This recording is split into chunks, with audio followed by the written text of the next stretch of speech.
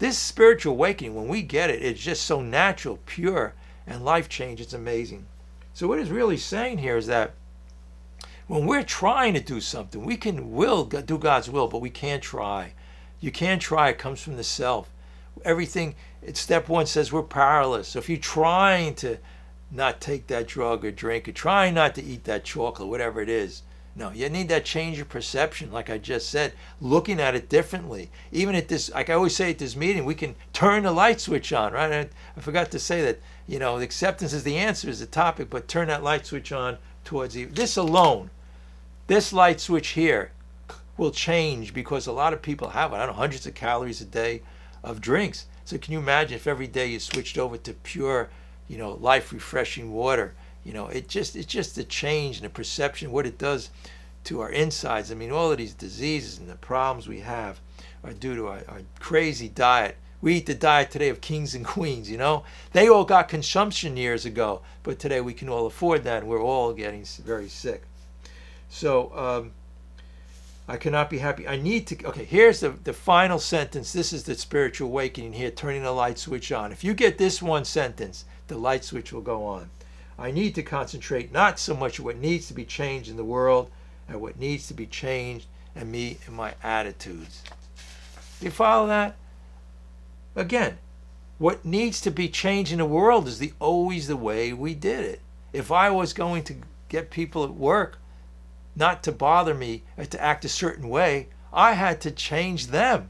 I had to change the world and with everything. I had to become, hey, look, we're crazy in this society. I was taught this. We were brainwashed really badly. I mean, I was taught that if I did better than anybody else academically, if I was in with the in crowd, if I was this, if I was that, more successful, more money, all those 7 deadly sins, greed, jealousy, envy, they all come into play. Desire is the cause of all suffering.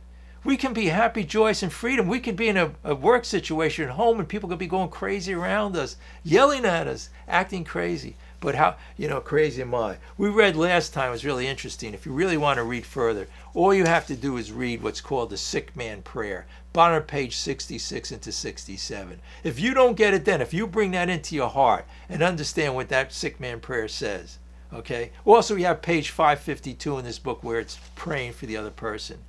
If you take this in, but not, again, intellectually, you can read these things like I just read. I need to concentrate not so much on what needs to be changed in the world, but what needs to be changed in me and my attitudes. Many of you here probably read this and heard this 1,000,000 times. I mean, how many times did you hear this?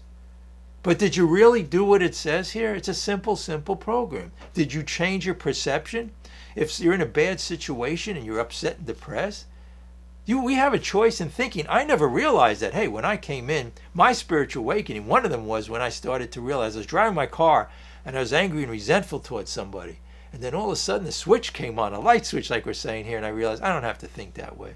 Not only that, through these steps in this process, I realized it doesn't matter what other people say or think. The only thing I have, the joy and happiness, is in here. It doesn't matter what other people do. And I could just sit there and smile. And the great bonus of all this is that they change. They say if you want to, look, if you're the type who really wants to get even with somebody when they act a certain way or do what you don't like, just love them. That's the way to get even. If you want to really get even. The whole idea is here not to get even because that never ends, right? Anger and frustration. But the whole happiness and joy is here. And again, I'm going to use that example again. I promised myself I wouldn't, but the man who climbs Mount Everest, I use it almost every meeting. He climbs all the way up to the top, hundreds of thousands of dollars, maims himself, and then he's up there and he's blissful for a moment. And the guy, when I went to a meditation meeting, the guy was the real deal. He was a meditation meeting, and he had the robes on and everything. Look, it was a real thing. And he said, look, I could sit here on my couch and be just as happy. And that instilled in me, I don't need to take on the world. I don't need to have people like me. I could sit here and be happy. But the amazing thing is when we change, the world around us changes. When we're quiet and still, the world surrenders to us. It just surrenders, because when we're fighting everything and everyone because of our ego, our self and self-centeredness. We'll go into a lot of other things, page 62.